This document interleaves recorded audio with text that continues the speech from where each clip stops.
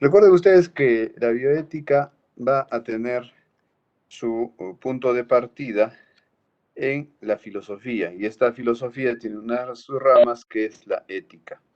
Entonces, la ética ligada a la vida, la ética ligada a la investigación científica en seres vivos, es la que se va a encargar de la bioética. Para esto, el autor de nuestro libro nos ha dado algunas escuelas y métodos de bioética que van a ser la base del pensamiento en cuanto al desarrollo de esta disciplina. La siguiente, doctor Emilio. Entonces, nosotros vamos a tener 4 grandes grupos de escuelas en la bioética. Vamos a tener el método basado en las guías generales o en los principios generales, ¿no? Y vamos a reconocer ahí que hay el principio de las consecuencias o principio consecuencialista, ¿no es cierto? Luego vamos a tener los principios deontológicos, que estos tienen que ver con los reglamentos, con los estatutos escritos para quienes ejercen las profesiones. Y vamos a tener métodos que utilizan estos dos. Entonces, noten ustedes que cuando se habla del método basado en las guías generales, no se habla solamente de los principios o no solamente se habla de las consecuencias, ¿no es cierto? Entonces se va a hablar también de, básicamente, los códigos éticos escritos deontológicos, ¿no es cierto?, del ejercicio de las profesiones. Bien. Ahora, la segunda, vamos a decir, la segunda corriente es la que habla acerca del casuismo. Esta corriente del casuismo va a pedirnos que trabajemos cada uno de los casos como una cosa particular. De tal manera que si cada uno de los casos trabajamos como una cosa particular, no va a haber una regla general que se aplique absolutamente a todo. Entonces, vamos a tener que hacer algún tipo de ejercicio de peso y contrapeso, ¿no es cierto? Y vamos a tener que pensar quién debe decidir, qué daño o beneficio se puede causar con esta decisión, cómo debe tratarse a un individuo con relación a los demás, y qué se debe decir y a quién se le debe informar. ¿No es cierto? Entonces, eso es fundamental cuando estamos hablando de estudiar caso por caso. En el punto número 3 tenemos la escuela de la ética de la virtud. La virtud se refiere a que uno va a practicar algo hasta que lo logre. Y en el caso de la ética, uno practica los valores, ¿cierto?, hasta que los logre. Pero hay que definir cuáles son los valores. Pues, ¿no? Los valores son aquellas características, conductas o situaciones que son deseables para una mejor sociedad. Esa es los valores, ¿no es cierto? Entonces, ser una persona virtuosa significa que has practicado tanto estos valores que ya los dominas, ¿no? Y de por sí la cosa fluye. Entonces, miren, por ejemplo, ¿no? ¿Qué pasa si usted es casado, ¿no es cierto? Y tiene, por ejemplo, la invitación de una persona para que usted engañe a su pareja. ¿Qué hace? ¿Le engaña o no le engaña? ¿Le engaña o no le engaña? ¿Y eso de qué va a depender? Pues va a depender de cómo usted considere sus valores. Entonces, si para usted un valor más fuerte y más importante es el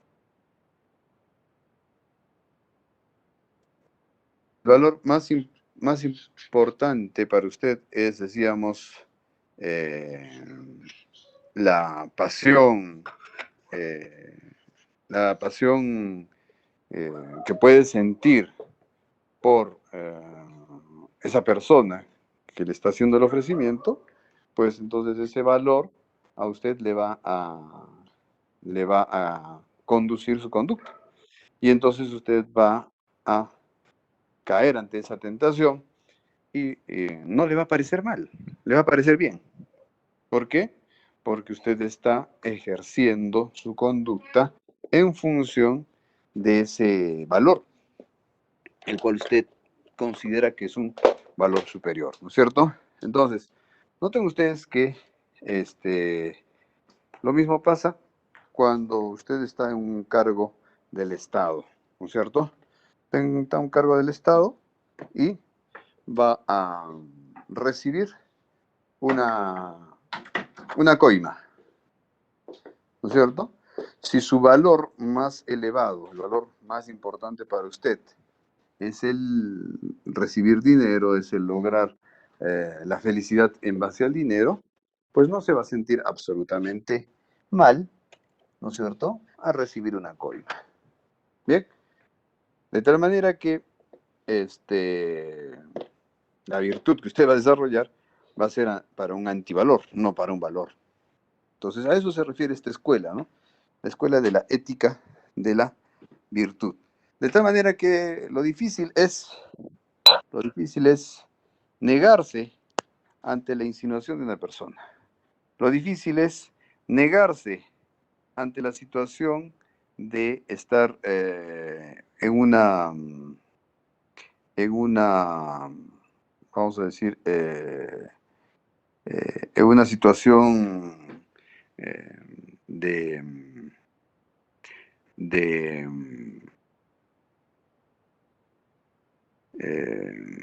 de tentación, ¿no es cierto? Eso es lo difícil. Entonces, si usted considera que es un valor mantenerse alejado de esas tentaciones, pues cuando usted logre rechazar esa invitación, pues se va a sentir bien, se va a sentir victorioso, se va a sentir, eh, digamos, bien consigo mismo. Por el contrario, si usted considera que esa no es una virtud que debiera manejar, pues se va a sentir mal, se va a sentir como que qué tonto que soy, ¿no? Entonces, esa es la ética de la virtud. Y la ética del cuidado va a tener mucho que ver con las éticas de los máximos y de los mínimos. En teoría, las personas que son vulnerables debieran ser cuidadas y las que no somos vulnerables debiéramos cuidar de aquellos que sí lo son. Entonces, esas cuatro grandes corrientes tenemos nosotros en los métodos de la bioética en la práctica. La siguiente, por favor.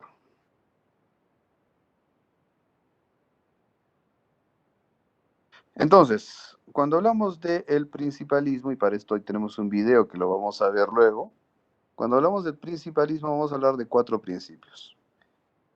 Estos principios son la autonomía, la no maleficencia, la beneficencia y la justicia.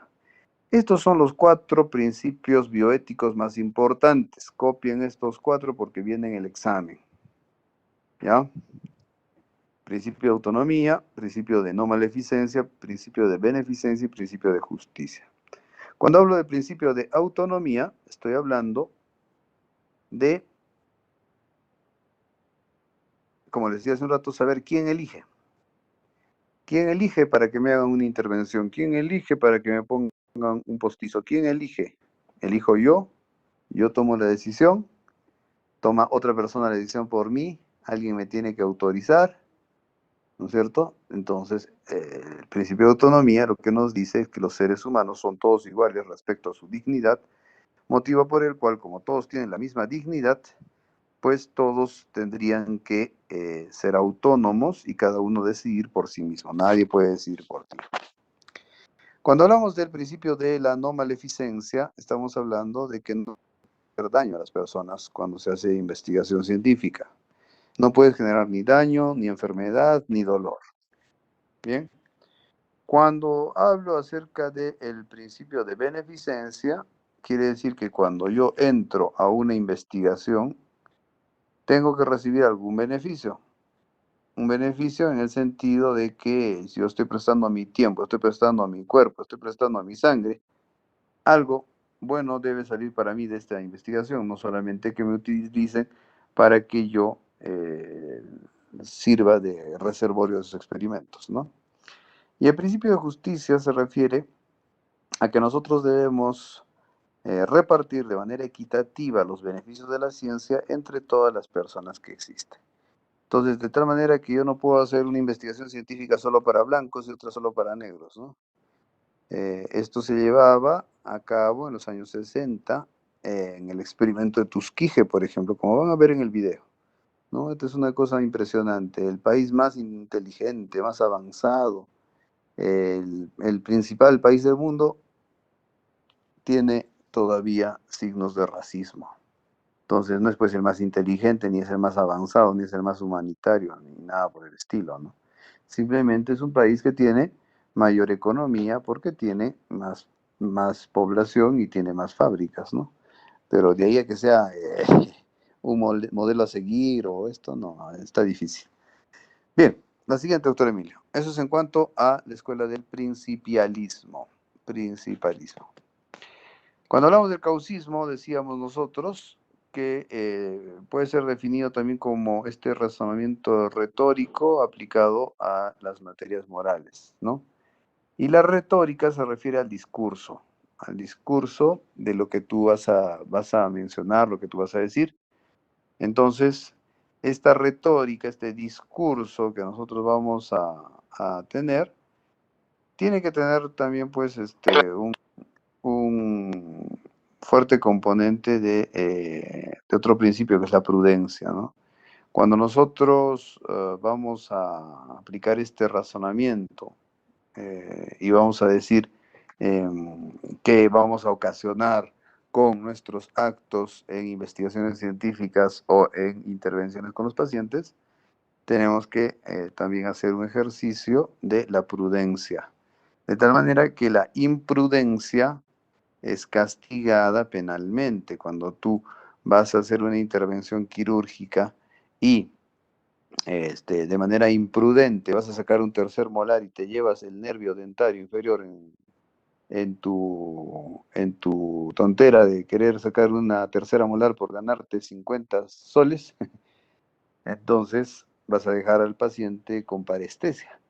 Y al dejarlo al paciente con parestesia, vas a tener que pagarle una indemnización que por lo menos son unos 20.000 soles.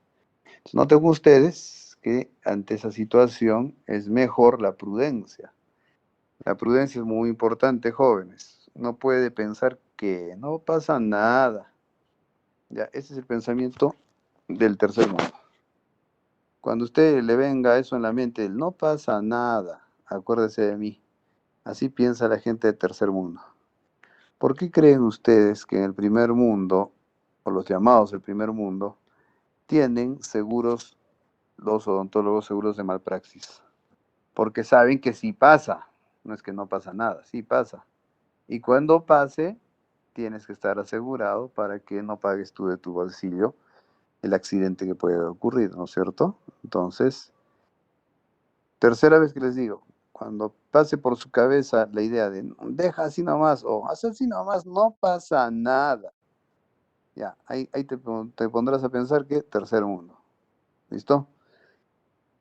Bien, noten ustedes que este tema del causismo ya está estudiado pues hace 80 años en el mundo y nosotros recién acá estamos un par de años entendiendo el fenómeno en Perú. Adelante, el siguiente, por favor. El tercer, perdón, estábamos hablando de los tipos de causismo, debe ser ahí, dice cuasismo. Cuasismo. Está mal esa diapositiva. Se me escapó. Es causismo de causa. Hay el causismo fuerte y el causismo débil. El causismo fuerte se refiere a que hay consecuencias directas, mientras que el causismo débil hay consecuencias indirectas. Entonces usted podría de alguna manera, en el causismo fuerte, entender que usted es el culpable directo que pase algo, mientras que en el causismo débil es cuando usted induce a la persona a que cometa una torpeza. Por ejemplo, siendo odontólogo, usted puede decir, tómate el dióxido de cloro y no sé qué, el dióxido de cloro, ¿no? Eh, o comentas, ¿no? O pones en tu face el hidróxido de cloro, que no sé qué, no sé cuántos. Entonces, alguien que confía en ti, que dice, este señor ha ido a la universidad, no creo que sea un vago, que no sabe nada, ha pagado 5 años su pensión para no aprender nada, no creo, ¿no es cierto? Esta persona pensará así de ti. Y tú vas a recomendar una cosa que a la larga le puede traer alguna enfermedad a esta persona, ¿no? Entonces ahí estaríamos hablando de una causa débil, es decir, que tú has inducido al error a una persona que confiaba en ti. Bien, siguiente, por favor. Ya. Ahora, ¿cuáles son pues las ventajas de esta teoría que es el causismo? Pues va a reproducir de una manera mucho más fiel el funcionamiento del comportamiento del ser humano. Y de alguna manera esto tiene mucho que ver con el razonamiento de los jueces, por ejemplo, ¿no? Ahora que los jueces eh, buscan relaciones causales entre la conducta del imputado y la consecuencia que ha habido, ¿no es cierto? Entonces, este causismo tiene esas ventajas, ¿no? Porque reproduce de una manera mucho más exacta la moralidad, el comportamiento del ser humano, pero también coincide con el razonamiento de los jueces. Ahora, este causismo, como no está ligado a ningún tipo de, no está ligado a ningún tipo de religión, pues va a ser más compatible con el pluralismo y con la tolerancia, ¿no? Es decir, como simplemente va a ver la conducta del ser humano como causas y consecuencias, entonces es mucho más compatible con varias religiones. Ahora, la desventaja es que este causismo puede reducirse a simplemente un procedimiento basado en el consenso y como todo el mundo está de acuerdo, pues juzguemos a esta persona, ¿no? Y la historia ya nos ha enseñado que de ese tipo de juicios hemos tenido dos que han sido juicios infames de la humanidad contra dos personas brillantes, ¿no? El primer juicio infame ha sido contra Sócrates y el segundo juicio infame ha sido contra Jesús Cristo. Entonces, este problema del pensamiento, del razonamiento jurisprudencial, del causismo, se reduce pues a un procedimiento del consenso de tres jueces o de un solo juez, ¿no? Esa es su desventaja. Ahora, puede darse el caso que también no se generen los consensos, ¿no? Ese es otro problema del causismo. Entonces, ahí vamos a tener el problema de que no estamos de acuerdo y no se va a poder ejecutar, no se va a poder llevar a cabo un modelo bioético. La siguiente, por favor. Acá también vamos a ver otro video. Doctor Emilio, ¿nos ayuda con los videos luego?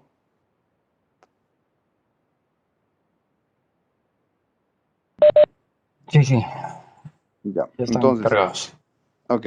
Entonces, cuando hablamos de las éticas de la virtud, por ejemplo, nosotros vamos a hablar, como les decía, del ejercicio de una conducta que sea pues, aceptable y que genere una mejor sociedad.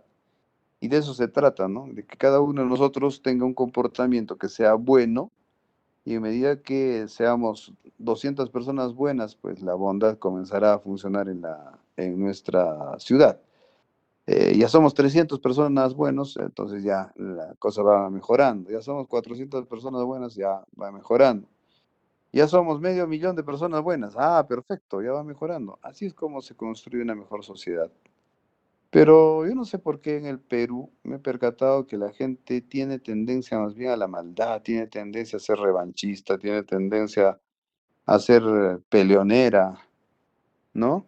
No hay borrachera que no termine con dos heridos y de repente algún muerto. Entonces, no sé por qué. Realmente ese es un fenómeno sociológico que habría que estudiar. Bien, la siguiente, doctor Emilio.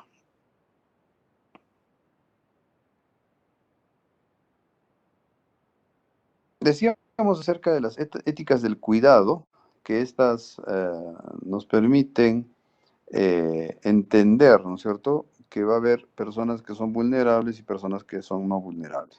Entonces, respecto a las éticas del cuidado, nosotros tendríamos que aplicar el principio de la solidaridad con el que tiene menos o con el que no tiene las capacidades que tú tienes. De tal manera que noten ustedes que ustedes son una élite. Ustedes han llegado a la universidad. Miren a sus compañeros de promoción de colegio, la mayoría probablemente no llegó a la universidad.